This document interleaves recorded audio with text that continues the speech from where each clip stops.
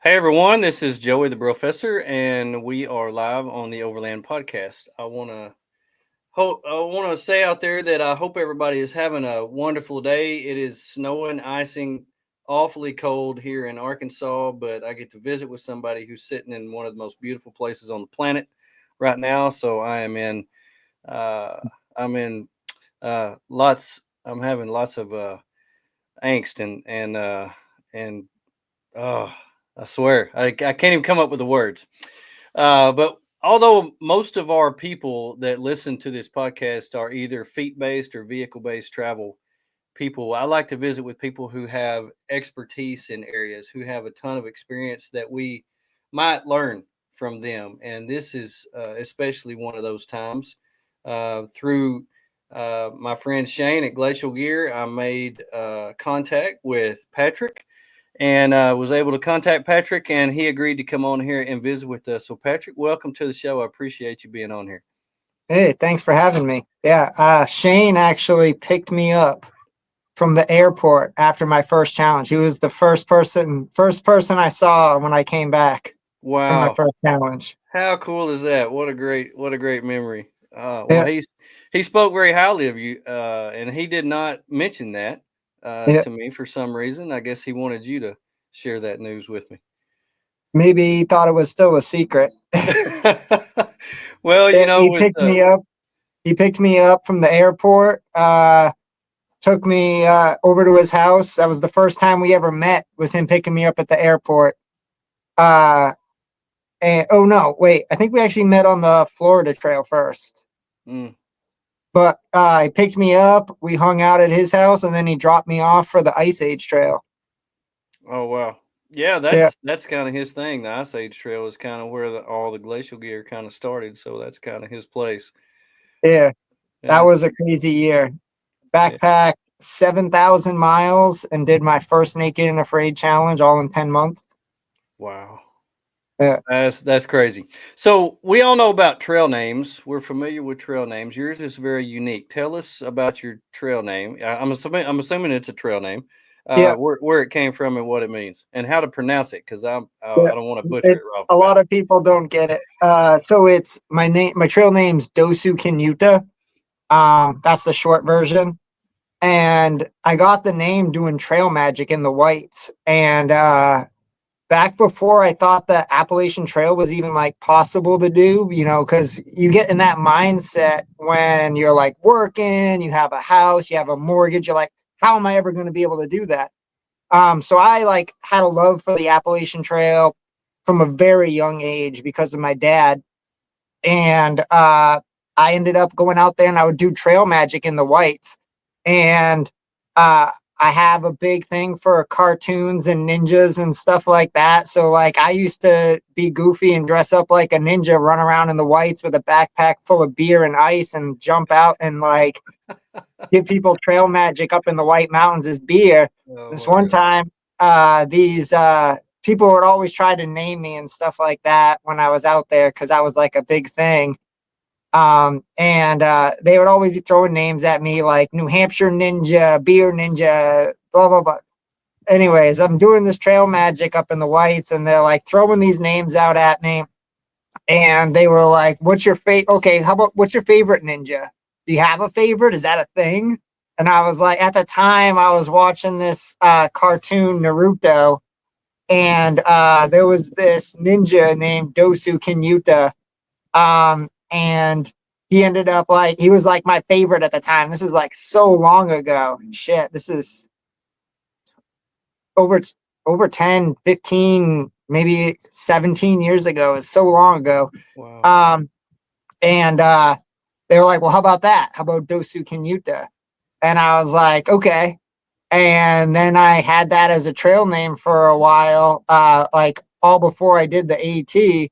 And the funny thing is, the next week, the newest episode came out of that show, and that ninja died.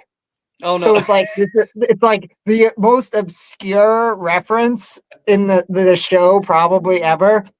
But like that ninja died like the next week, and then they have like over like 1,500 episodes since that character died. and like no one knows who the hell it is. No one knows how to pronounce it. But yeah, Oh, that's how I got the name. you got to be OG. You got to be OG on that show to know who in the world that is to begin with. Yeah, yeah. I was watching it when it would come out on I'd have to download it when it came out in Japan, and someone would have to like go through and like type in the subtitle so I could even read it. Oh my gosh. Well, you're originally from the Northeast, right? Yeah, I'm from New Hampshire. Oh, you are from New Hampshire. Okay, we were talking before we came on the air about New Hampshire, and you said it's a great place to visit. It's a great place to visit. Yeah, like when you get stuck there, unless you just want to ice climb or unless you're a skier or something like that. But Mm. for me, ice climbing, mountaineering, backpacking, there's not much else to do besides that. Hey, I'm just doing an interview. Um, yeah, so there's not much else that you can do out there besides that. So I ended up just being like backpacking and everything. And now that I've done like everything in the whites, it's a good place to visit, but I like living somewhere else now. Yeah. Yeah. Well, is that how you developed a love for the outdoors? You think at a young age was that was all there is to do? Yeah. My dad taking me backpacking. I Yeah. remember, I think I was in like second or third grade. My dad took me up to Zealand Hut with my school, like on a class trip. And I remember meeting Appalachian trail hikers there because the trail runs right past Zealand Hut. And I was talking to them and everything while staying at the hut. And they like inspired me to kind of do it. And then, fast forward a decade plus later, I was like, man, maybe I could actually do it. And uh, off I went. Hmm.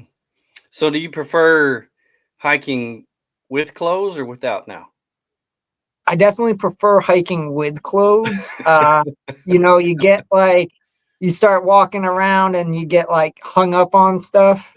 Uh, and that actually happens quite a bit, uh, especially in like places like Africa where Yeah. there's giant thorns like that big. And you're just Mhm. like, I've gotten caught on a couple of those, and you move a lot more stealthily and I imagine. carefully. Yeah. I imagine. Oh my goodness. Well, for someone who has a completely out of the ordinary career in life, what did you Yeah. want to be when you grow up? When you grew up? I tell you what, I wanted to be an archaeologist from like the youngest age because I was like, I could go and hunt fossils, I could go dig up Mm. bones, go explore like new places, new areas. I always had like an adventurous spirit as a kid. And I ended up being an art and antique dealer as my career. So kind of similar, but Yeah. not the same. I didn't really get the adventure part from art and antiques, so I guess I'm making it up for it now. Okay. Okay. Well, if anyone follows your Instagram, when you actually returned from one of your adventures that you were on, you posted a picture right beside Wolverine. Do you think Oh you yeah. and Hugh Jackman are related? Y'all look really close now. I mean, I always tell people like, and this is the kind of stuff that you have happen to you all the time, either on trail or on Naked and Afraid, is when you're like at camp and there's nothing to keep you entertained, you're always talking about stuff, right? Mhm. And we always talk, one of the things like, what superpower could you have? If you could have any superpower, what would it be?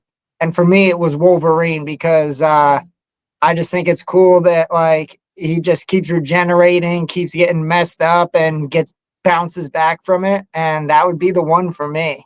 Wow. So that's like my thing with Hugh Jackman and Wolverine is just kind of like, oh, that'd be awesome. Like, hell, I could beat the piss out of my body and just be fine the next day. Well, that's kind of what you do. It's kind of Yeah. what you do. Sometimes it takes longer than a day to recover, though. Oh, I imagine. I imagine. Well, hey, on the intro on your Instagram, there you list 11 crowns, 23 different through hikes, 21,000 miles.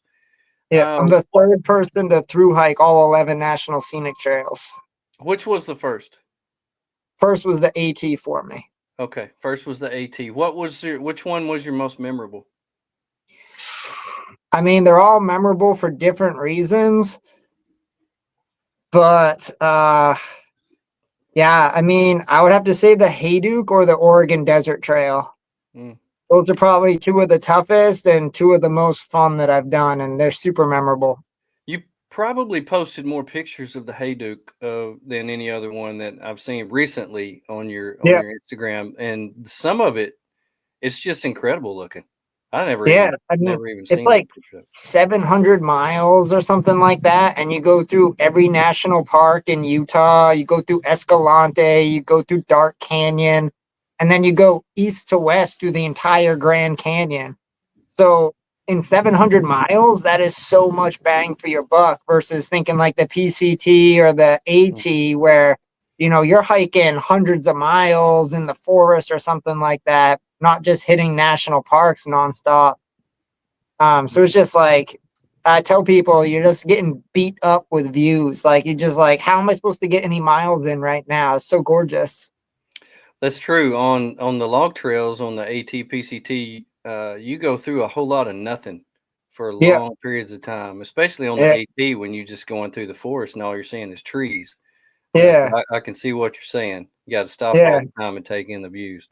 Or the PCT where you're like, oh, there's Mount Shasta, and you hike towards Mount Shasta for 75 miles, and then you have Mount Shasta behind you for another 75 miles. Exactly, exactly. Which was the hardest trail you think? I would say the Hayduke. Hayduke is probably the hardest because that's one that you have to route find. You have to do all these different things to try to you know, that you're not used to. The other ones are kind of like more streamlined. There's maps and stuff like that. There's trail markers. The Hayduke and the Oregon Desert Trail, there's like waypoints that you can find and download from friends or something. But for the most part, it's like, okay, looking at this map, it says we gotta like there's like a note here that says like look for like this funny rock and drop down into this slot canyon there. If you go to the one on the right, you'll probably fall to your death. Um so it's like it's one of That's those things, and it's like, comforting. oh, you're gonna walk down a river for 30 miles down a river, and it's not like you're walking on the side of the river. You're literally walking in the river for 30 miles or so, 24, 30, something like that. So there's not really just there's no trail markers, no anything like that. So you just kind of have to find it on your own. Yeah, sometimes you'll see like hard places where like previous hikers have like built little cairns to kind of like, oh, that's a cairn. That's something that somebody put there, so I know. And that's basically like that and word of mouth and friends helping you out kind of thing.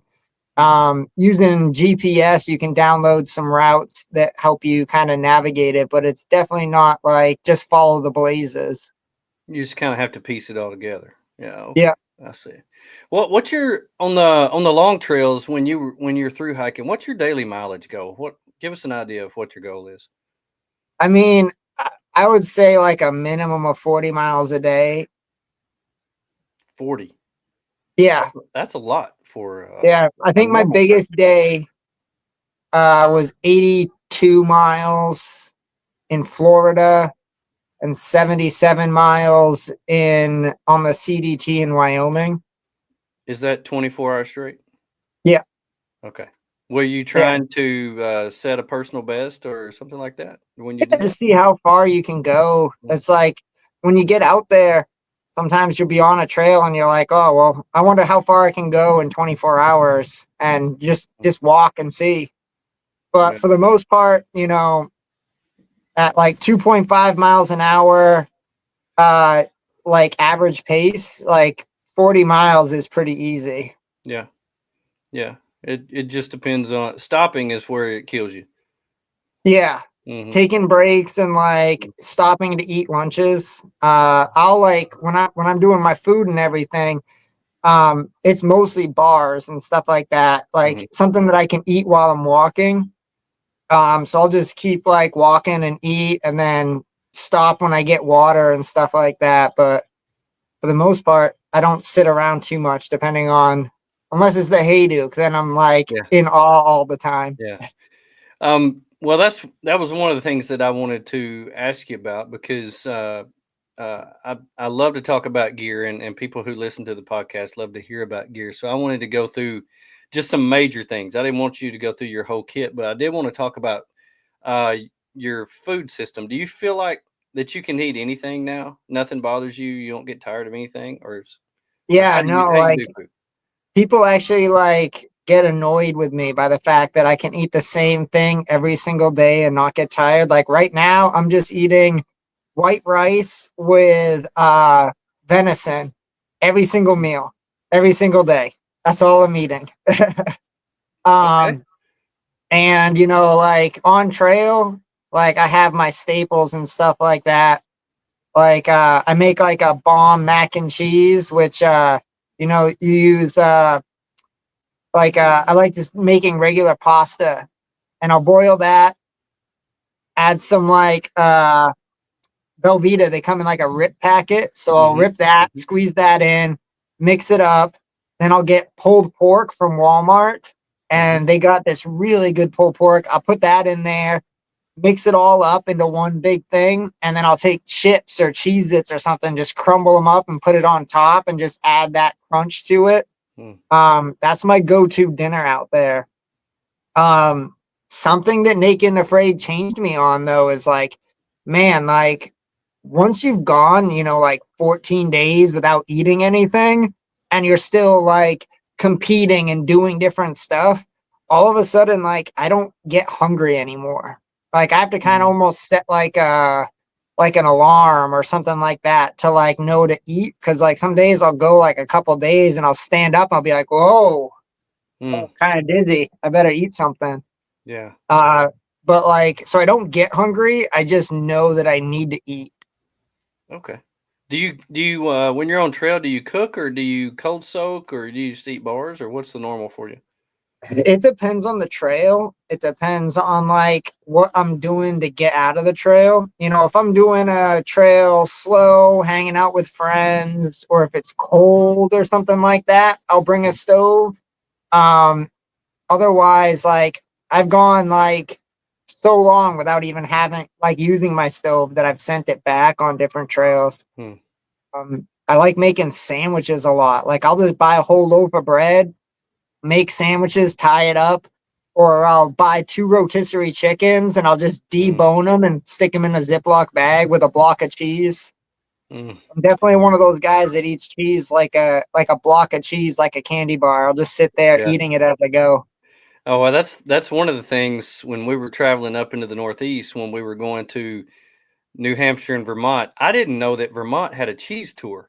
And Oh that's yeah. one thing me and my wife did was we stopped at all these little mom and pop places. We bought every kind of cheese. I bet we brought home 50 pounds of cheese Oh yeah. from that trip. We just absolutely love it. Yeah, So Wisconsin, like Shane and I, like we definitely like battled a little bit before talking about like, well, Wisconsin cheese or Vermont cheddar, like which yeah. one's better? Uh, and Shane gave me the cheese curds tour of Oh, Wisconsin, basically. that was the first place I've ever seen a cheese curd van that would like deliver them to somewhere, and I was like, I've arrived. I'm in heaven now. A place Yeah, that will bring cheese curds to to my house. Okay, yeah. I love it. Yeah, that's perfect. Well, what about your shelter? What's your normal shelter out on the trail? I go with I used to use the Big Agnes, the Copper spur. Copper Spur too, yeah. I used Mhm. to carry the Copper Spur too. But then once I tried a Z-Pax duplex, I was like, I don't want anything else ever, ever. Yeah, same, same. um, so yeah, I go with the duplex XL because I'm tall. Mm, So that one's like a little bit more narrow, but a lot longer. mhm, And man, that's clutch because being over 6 foot when I like am inside that tent, I got size 12 feet and my feet don't touch at the bottom, and my forehead doesn't touch at the top, and I feel pretty good Yeah, in it's the good when you XL. can stretch out. Good when you can Yeah. stretch out. What about backpacks? What's your go-to backpack? Uh, Definitely Z packs. It depends on like the trail that I'm doing. There's some trails that I can go lighter. There's some trails that I gotta go heavier. But all the Z packs bags fit me really well. So if I'm going with like a 50 or a 35, um, just depends on the trail. Hmm. I see that they have a new vest bag though that I haven't tested out that I'm pretty Mhm. interested in checking out though. I've seen that too, and it seems to pop up in my feed on Instagram every day. I don't know what they're trying to do to me, but I see that. I see what you're doing to me there, Z-Packs. Yeah. Do you have a quilt, sleeping bag? What do you sleep in? Yeah, I got a 10-degree quilt from Z-Packs that also like has like a full zip up, and that thing's clutch. Mm. I remember when I first got it, and I was hiking the Oregon Desert Trail, and we were up in the Steens, and we got shotgun. She got hypothermia. The storm was hard as heck. I got frostbite real bad, Mm. and I think what saved my feet was having that Z-Pack sleeping bags. I took a couple of hand warmers, threw them at the bottom of my bag, but couple days after that, like I had like rhino skin and these like golf ball sized blisters on my heels and stuff like that. Mm. um, and then we had to hike another 230 miles before finishing the trail, and I had these golf ball sized blisters, Goodness. and the trail is like pretty remote, so I couldn't find anywhere to buy gauze. So I had to get feminine pads, you know what I mean? Hmm. And I had to cut them in half, stick them on my ankles, and wrap them with an ace bandage because that was the only thing I could find. I couldn't find gauze or anything. Do you find as tall as you are and as big as your feet are that it's hard to find a sleeping bag that'll fit you? Uh, I haven't had that. I tried a Nemo bag once, and it was like way too restrictive. But for the most part, I'm like a really hot sleeper, and also like my bag's 10 degrees. So for the most part, I never zip it up unless it's super cold. Like for the most part, I just use it like a blanket. Yeah. And doing that also kind of helps protect the down, so I'm not like crushing the down all night. Mm. How do you stay in shape and be ready for all your adventures? Do you have a workout regimen? I saw some surfboards. I know you're a water guy. Actually, like I don't even know how to surf. I love spear fishing and Oh, stuff like that. oh, that's But cool. to stay in shape, honestly, I feel like my legs like never lose their thing. Like it might take maybe like 2 days and I'm back and doing 40s. The muscles just after a decade of just pounding away, they're solid no matter what. Mm, um I feel like what I have to do all the time is like in between doing like challenges or like trails and stuff like that is like to get my upper body back. So a lot of it is like I'm working out my arms because my legs just cannibalize my upper body, and I start looking like a skeleton up top and like giant legs on the bottom. a bowling pin. You're a 6 foot tall bowling pin. I love it. Yeah. Have you ever participated in Hike Naked Day and all your through hikes? Yeah, I've done it a couple of times. I did it on the PCT. I did it on the AT. The AT was like so sketchy. I only did it for a little bit because I was going through Connecticut, and you're hitting so many different roads, and all that's going through my mind is like I'm hiking, and there's going to be like this like train of school kids like going out on an adventure on the AT, and here I am going to be this like grizzly smelly man in a backpack naked and just scar them for life. So I Yeah, was like, I did it for a little bit, and I was like, okay, like I'm not gonna like damage some youth yeah. by hiking in the wrong place like that.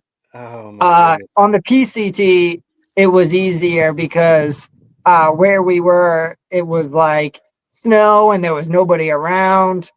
Um, but yeah, I prefer hiking with my clothes on in the United States, just just to protect everyone's eyes. Yeah, I heard that. Don't want to damage any children, that's for sure. Yeah, Uh, well, speaking of being naked, what you've been on Naked and Afraid yeah, more than once, more than yeah. once. What motivated you to even seek that out and maybe try that out? So there was a hiker that hiked the AT the same year as me and attempted the PCT. He lashed it in 17, and he and I had like a little bit of competitive spirit, you could say, as far as photography and other stuff. We gave each other a lot of crap and everything. And his name's Andrew Forrestel, and his trail name's Reptar. But he was doing a podcast. Uh, what's the Backpacker Radio, like that Yeah, Trek yeah, one? yeah. And he did a podcast with them, and one of the questions Zach asked him was like, "What's harder, through hiking or Naked and Afraid?" And this man tapped out on day 8, and he tried to say that through hiking was harder than Naked and Afraid. And I had never done it at the time, and we were arguing back and forth. I'm like, back and forth, back and forth. He's like, "Listen, prove me wrong." And you say that to me, I'm like, "Oh, okay, okay." So I ended up seeing that they were taking applicants for it after that. Like, I kind of just stayed quiet. I was like, okay. Andrew didn't think, one, that I would apply, two, that I would end up getting picked, or three, that I would actually survive. And yeah, I ended up getting the call, and they told me, where I was going. They were like, "Can we book your flight?" I was like, "How long?" They said 2 days. I was like, "Send it." So then I went off to Argentina and told Andrew to hold my beer. And 21 days after completing that challenge, I couldn't wait to rub it in his face. So let me. I don't guess I even need to ask you the question, which is harder. uh, I would say they're difficult for different reasons. Yeah. Because I thought about it a lot out there, and Naked and Afraid, it has uh, so many different elements. You have the element of like dealing with somebody that you've never had to deal with before in a survival situation, being naked, going to a place that you've probably never been before, let alone survived in. And then there's the physicality of through hiking, where it doesn't matter how much food you put in your stomach, you can never keep up with the calorie load. Hmm. What was your Um, initial reaction when you found out you were going to be on the show? I gotta show Andrew what's up. So I you was take ready to blow. challenges very seriously. Oh yeah, yeah. Okay. I was Uh, like, okay, time to just like show them what I can do and everything. And that really helped me out. That competitive nature helped me out when I did last one standing, because that one is a competition the whole way through. mhm. Uh, so you're battling against some of the best survivalists out there. And that was like, instead of like the two that I had done previously where we worked together to try to get to the end, we're trying to like send people home. Mhm. And we're just trying to like defeat other people.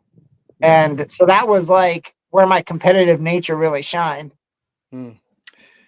So most people would never consider being naked on worldwide television. Was that a drawback for you at all? No, not really. Like for me, I was just kind of like, well, this is what I got to do. Yeah. It's kind of like when you decide to go hiking or backpacking after hiking, like, oh man, a drawback is I got to carry a backpack. Right. Yeah, but that's what you got to do. Right. So I just kind of always have that mindset of like, well, this is what you do, so do it. Are you normally a modest person? Uh, no, I'm kind of a shit talker. Okay. Well, that's understandable. What was your first impression of your partner when you got him On my first challenge, on your first one? My first impression was basically like I have no idea what I'm getting into. And you're there, you're meeting each other, and like you don't know this person at all. They keep you all separate, like you do not meet each other until you go out there. So like you have no idea what's going on, no idea what kind of skills this person has. Mm. So you're basically just kind of feeling each other out the whole time. And you're just kind of like, do I like this person? Do I not like this person? That kind of thing. And I had never really watched the show ever before. So like I didn't know any of the big personalities or anything like that. But after a while, you get really good at like figuring out and reading people. What's harder, figuring out the person or figuring out the place where you are? I would say figuring out the person because you can study like whatever place kind of thing. But like the thing is you can't study what that person's gonna be like or how they're gonna act to situations or what they actually know, what they don't know. And sometimes people are super forthcoming with how much knowledge they have, and other times people try to inflate how much knowledge they have to try to like look good because Hmm. they know Yeah, they're being filmed. So true. then you're dealing with a lot of ego, and nature doesn't care. Nature doesn't care about ego. Nature will crush your ego. But another human, you have to deal with all their nuances. Mm. When I talked to some people that had been on a different show, the Alone Show, they Mhm. had different ways that they prepared to go out there. They knew that it might be days that they wouldn't be able to eat, so they would carb up and they would eat a ton of food before they try to gain a lot of weight because they knew that they would gain weight. Was Did you have any kind of way that you prepared physically before you went on the show? Okay, so it's not the most healthy, but I'll drink a lot of twisted tea, like a lot of twisted Mm. tea, and it's like super high in sugar, and you have the benefit of getting piss ass drunk. But I tell you what, like I have trouble gaining weight, Yeah. not with twisted tea. Twisted tea, I can pack on the pounds. Like you can drink more calories than you can eat by far. Mm. So yeah, twisted tea. I would drink a lot of twisted tea before the challenges and get fat, and then burns off pretty slow. What about mentally? Did you have any way to prepare mentally for what you might be up against the first time? No, no, not really. Like I'm kind of crazy. I guess that's probably how it is. After you did it Uh, once and kinda knew what you were getting into, what about between the 1st and 2nd time? oh, it's just like hiking trails. Like it's Okay, just you don't even really need to like mentally prepare. You're just here we go like after again. you've hiked enough trails, you're like, yeah, let's go. I'm ready. What was the what was the most unexpected challenge that you faced during the experience? Which one? During the first Naked and afraid or hiking? Yeah, during Naked and Make Afraid. the most. What was one more time? Unexpected challenge. What's the most unexpected challenge you faced? The most unexpected challenge I faced was like thinking that every single person on Naked and Afraid was an expert because I didn't watch it and I didn't know that like some people don't really know very much, or some people think that they're really good at something, and then when you like put them to the test on it, then they don't know what they're talking about, like Mm, using green wood for friction fire or something like that. Like my mm. friend Andrew was like, I don't know much about survival, but I do know that green wood does not work as a spindle for friction fire. So you kind of just get these little surprises, and those surprises are the worst. I can see that. Well, we talked off air because when I was thinking about this question, unexpected challenge. For those of us who are outdoors people, we spend a lot of time on preparing what we're going to wear, depending on because we look at the weather. Is it going to be Yeah, cold? How many layers we're going to take? Is it going to be warm? Do we need to prepare for bugs? Well, you didn't have that opportunity, or have yeah. those. That wasn't even an option for you. So how is that different? How is your preparation for this different than your preparation for going on a long backpacking trip? I mean, not very much different because when I'm backpacking, I'll just wear like this hot dog shirt and a pair of short shorts and some socks, and that's the only thing I really bring. Once I brought a onesie, like a big Snorlax onesie, and like slept in that and stuff just for fun. But for the most part, like, yeah, I just bring a lot of socks. That's the big difference. I always have like 4 or 5 pairs of socks. Hmm. How were your feet on naked and alone? How did it affect your feet? Are you soft footed or are you pretty good with Oh your feet? no, it's just like I have to like shave the calluses off my feet with uh like some That's so girl I know has like one of these things where you can just scratch it on yeah, there and it yeah. like yeah, I have to do that. So for naked and afraid, my feet are all like just like got all these big calluses built up on them. Mm, But at the end of Naked and Afraid, there's like hardly any skin left on the bottom of your feet. Like you mm, just like wear that skin off so quick. And then you're just like, it's like a whole hot spot on the bottom of your foot. mm. It's My like goodness. hiking in wool socks all day, wet wool socks all day long. Oh my goodness. How did you handle the mental part of being out there with isolated in the wild, maybe by yourself or with one other person? How is that challenging to you? Oh man, it's like being alone is easier for me than being with people.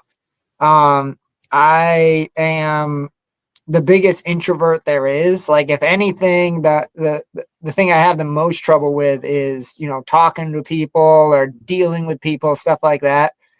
I remember when I did the North Country Trail and all those trails that year. Like, I went so long without like using my voice for the most part. Like, I would text people or something like that, but I would hardly talk to people. Where by the time I got done and flew back to New Hampshire, my voice would talk when I was trying to talk to my dad. It would be like, because I just was so not used to using my vocal cords. Hmm.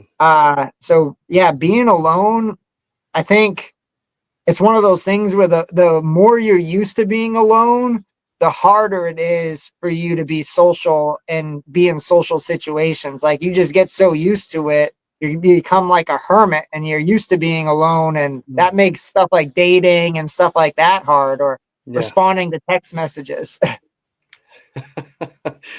Oh, what would we do without texting? I swear.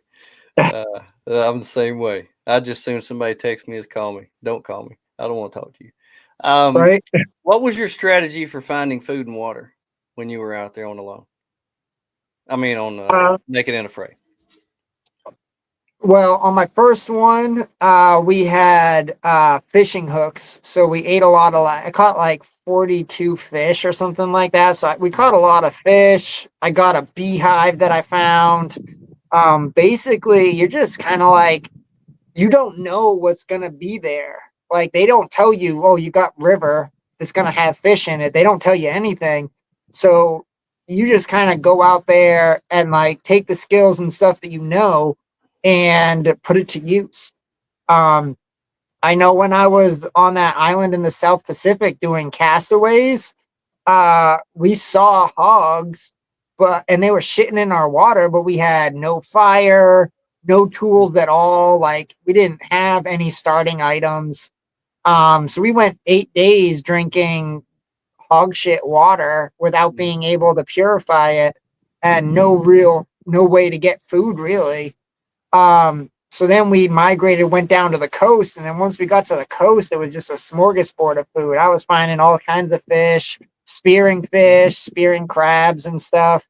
Um, so it just depends on the situation. Does that And take up most of your time while you're there? Is looking for food? oh yeah, I like exploring. So like some people will do different like jobs, kind of like my job was basically like getting food. Like on Last One Standing, Kai and I ended up taking down a 240-pound Inyala, and I caught like 9, 10 catfish, like giant catfish and stuff Mm, like that. So it was one of those things where it's like, you know, you got to figure out what kind of assets you have and who's best at using them, and working and trying to figure out how to like take down bigger prey. Hmm. Did you find yourself having to motivate yourself to keep going? Were there a lot of really down days? No, if anything, like you throw me in a new country and like just like something to explore, it's like, oh, like I gotta do, like I gotta check this out as much as I can because you know there's a time limit. Like a lot of people think of it as like, oh, we have to survive 21 days or 40 days or 45 days. But for me, it's like, oh, I only have 40 days to like Mm. enjoy this as best as possible. I only have 21 days to explore and do this. So I just want to make the most of it out there. Mm. Because then when it's over, it's over. Right, right. Is there any place in the world that you want to go you haven't been yet that you want to explore? Antarctica. What's the reason for that? It's I cold want there. to. I It's want to do cold there. an. Yeah, I know. I want to do a naked and afraid challenge on every continent. That would be Oh, my goal. oh. And it would be fun to have hiked on every continent. And Antarctica is one of the hardest ones to get to and to, you know, have happen. So I would say Antarctica is pretty high on my list. Mm. I could see it from the distance from Argentina. Hmm. When you were there on your first Naked and Afraid challenge, what survival skill did you find that helped you out the most while you were there? I would say fire making. Because honestly, the first night it like poured rain. We couldn't get the fire going. I remember before the challenge started, it rained like every day. Like before we even got there, it rained every day. So all of our tinder, Mallory and I, all of our tinder was soaking wet. And it was so hard to get fire when everything's just drenched. But eventually we figured it out on day two. But you know, if we hadn't gotten fire, that would have meant, you know, we're not able to cook. We're not able to drink our water Mm. because the water down there was like brown. And there's like villages around Argentina and stuff where they just kind of like throw their waste into the river. So we would boil our water for 10 minutes just to make sure. And there would be like this like sediment of slime on the bottom that we just didn't want to touch or know what it was. Yeah. Yeah, I would say fire is one of the big things. Did you come back thinking that you had learned anything about yourself? Yeah, one thing that I learned was that uh, I survived 21 days without anything basically. And it made me look at my backpacking kit and say, like, well, what do I really need? Why am I carrying all this? Yeah. So, you know, I did the New England Trail and I forgot my tent. Or actually, no, I forgot uh, my tent stakes when I got dropped off. And I was like, well, I can't set up the duplex without tent stakes, or I can, but it's like a pain in the butt. I was like, it's a short trail. Like, I don't need it. So I just left my tent and everything in my dad's truck and backpacked the New England Trail without any tent. And it rained a couple times at night. And, you know, I just slept through the rain, wrapped up in a piece of Tyvek that I use as a ground cloth. And the next day, you know, dry out my stuff. But yeah, it goes to show like how easy you can like overcome and how little you actually need. You know, how many hairbrushes do I need Mm. to backpack the Appalachian Trail? And there's some women out there that my friend's done pack shakedowns for, and they have two giant hairbrushes. He's like, "Why do you have two hairbrushes?"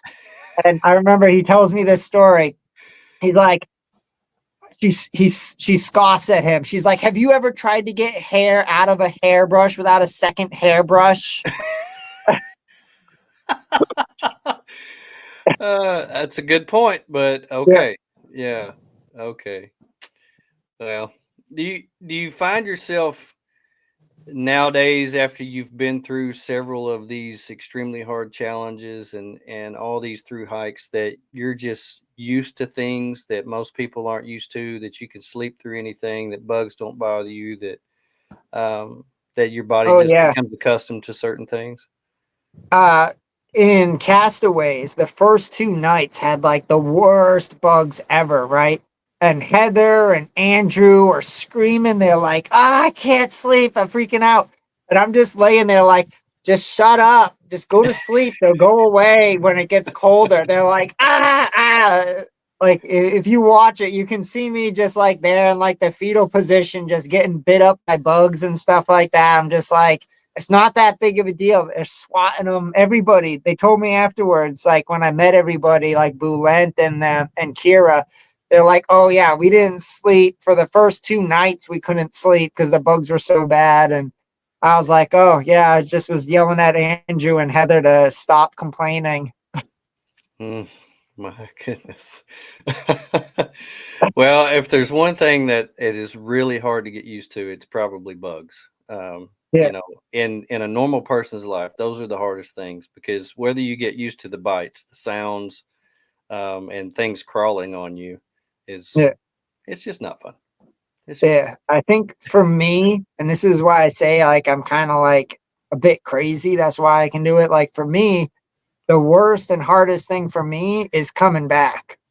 Like when you get off a trail, you get off a Naked and Afraid, then you're just like, oh, what am I supposed to do now? mm, I guess I'll watch TV or like go for a day hike or it. Everything starts like you just get that adrenaline rush and then you become an adrenaline junkie where it's just mm, like I need it all the time. yeah. Well, a lot of people talk about getting back to normal life, and how they crave that experience again once they come back to normal life. And they also talk about how it changes you out there. Do you feel like a part of you has changed each time, or what's changed about you since Oh you've been yeah. through some of these? I mean, after I hiked the Appalachian Trail and the Long Trail in 2015, I couldn't go back to regular life. I was like, no, I'm done. And that's when I just started backpacking full time and then doing different challenges, doing whatever I could to like avoid normal life. Mm, It's one of those things when you get out there and you're either like a one and done or a triple crown and done, or you're a lifer. And there's a lot of lifers out there. And I'm one of them, I guess. Yeah. It's hard for me to live conventionally anymore. we talked about you not being hungry. Are there any other, uh, what we say, long term physical or any other effects from being on the show or not eating for long periods of time? Are there any other effects that you've gone through? You get hair loss, like temporary hair loss. Like, so your hair will start to like fall out. Like when we get out of some of the challenges, the starvation ones, like your hair will get like you have to comb it out. And not having a toothbrush, that Mm, one, like you have to go to the dentist afterwards, pretty get a cleaning and hope for the best kind of thing. mm, yeah. I say I probably gotten the most damage done to me though, like through hiking with like the frostbite and stuff like that. Like I have nerve damage from my knees down and both my legs from that. So that's probably the thing that haunts me the most, I would say. Mm, okay. Um, was there anything between your first experience on Naked and Afraid and your second that you said, when if I go back, if I get a chance to go back, I'll do this differently. I won't do that again. I'll do this differently. Yeah, I remember thinking that I'm gonna be nicer. Like I'm not gonna be as like brute force kind of thing. And it lasted maybe like 10 days. Well, you're out there and you have to live, so I Yeah. totally understand. Between my second one and my third one though, I did a 180. I was like, I'm gonna be overly myself. I'm just gonna Yeah. like go full in. What is You get a the little nervous how you're gonna look on camera sometimes. You know what I mean? Like, oh, true? am I gonna like? Oh, people are gonna watch this. I better act like a nice guy. Well, So my first two, I was kind of feeling that way, but my third one was like, people are gonna know me. I'm just yeah. gonna be me. What on many of these reality shows, you have the good guy, the villain, or whatever. What do you see yourself as? I'm probably like, I would probably say I'm a villain. Okay. All right. Well, I like that. Like I'm really good to my friends, and I'll never betray my friends ever. You know what I mean? Like I will Mhm. never ever betray my friends, and my friends will all tell you the same thing. But if you piss me off, I will enjoy making your life miserable. Mm, Um, and like sometimes, sometimes I have a tendency to have that kind of itch where I'll just be like, oh, just looking for a reason. Like that, like the short guy in the bar, just looking for a reason. mhm. That sometimes is me. Okay, I get it. What's the biggest misconception that people have about Naked and Afraid, do you think? I would say, probably one of the biggest misconceptions is that, you know, that everybody's an expert. Mm, And that's like a thing is like not everybody is an expert. They try to get some of the best survivalists and stuff, but there's also a lot of people that are trying for the first time or trying like they want to attempt the challenge. It could be like a mhm, homemaker that is like, oh, I want to try to do this, or someone that's just really good at fishing but like they fish on a boat with like a sonar and all this other stuff, and you put like a hand line in their hand and tell them to go over to the ocean and catch something, and they're not coming back with anything. mm. I can definitely see that. I can definitely Yeah, see that. Do you think it's more about entertainment, or is it more about survival? I say it's probably like a blend of both. uh like there's like some challenges that you'll watch and you'll be like, okay, this person you know admittedly doesn't have the survival skills, but they are a fan of the show, so they're doing a fan challenge, and they'll like try their best to do well. And then there's like the pros, like Matt Wright, who's like a great hunter, and he's like one of their longtime people. That's like about the survival. You're Mm, seeing this person do amazing things, but that doesn't discount the person that's not as adept at it, you know, doing amazing things as well to get by. So I'd say it's a bit of both survival and uh, entertainment, because mm, everyone it feels good to like root for somebody that's like just like you and like coming off the couch, and we're just mhm. like, okay, like if I always thought that I could do it, like let's see if this guy can. Yeah, in each of these shows, people pick out their favorites. They start Yeah. rooting for people, and that's for sure. That's pretty normal about it. Where will we be able to find you in the near future? Seeing what's coming up with you. I mean, honestly, I kind of live by the seat of my pants. I just barely moved back into my old place, and I'm like looking at like what's around. I'm like looking on like social media. Like that's the reason that I have social media. Like some people try to get famous and stuff like that. Like I don't really give a crap about that. I'm looking at social media and I'm like looking through my friends. I'm like, what's my friend doing? What's my friend doing? Mhm. And I'm like, okay, like that's what I want to do next. Yeah. Um, and once it hits, then I just go and do it. Southeast Asia has been pretty intriguing lately because it looks like it's relatively like pretty inexpensive. It's a short flight from here in Hmm. Hawaii, Hmm. and it's like all uncharted territory for me. I haven't been to Asia yet. Hmm. Asia's beautiful. Philippines is beautiful. Man, I can't wait to Yeah, go back. Can't wait to go back. Well, yeah. Patrick, man, I really appreciate you coming on and visiting with us and giving us a little background into who you are, letting us get to know you a little bit better. and really Thanks. Yeah, thanks appreciate for you having me taking. on. Yeah, well, as I had hoped for, it was educational and entertaining. So it was definitely good to get to know you. We've talked a few times, and it's really good to have some face to face. And once again, I am uh, very jealous of what you get to do, and I'm really jealous right now of where you live Oh man, because I'm it's telling you, beautiful. right? This is the life. Oh man. Well, I'm glad everybody will be able to listen to you and get to know you a little better on the podcast coming up. For those who listen to us each week and support us, thank you for making sure that you put us on your alerts and we get to come into your houses every week. Well, I know that you will want to follow Patrick on his Instagram. It's at, say it for me again, Dokusanota. The Dosukinuta. The Dosukinuta. Okay, Kinuta, that's yeah. awesome. Well, I'll put it on there where people can just click it and it'll just come up. So anyway, thank you for joining us and thank you for being a part of our lives each day. Love you all. Get out there and do something hard, do something cool, and whatever you do, look out for number one and don't step in number two. We are out.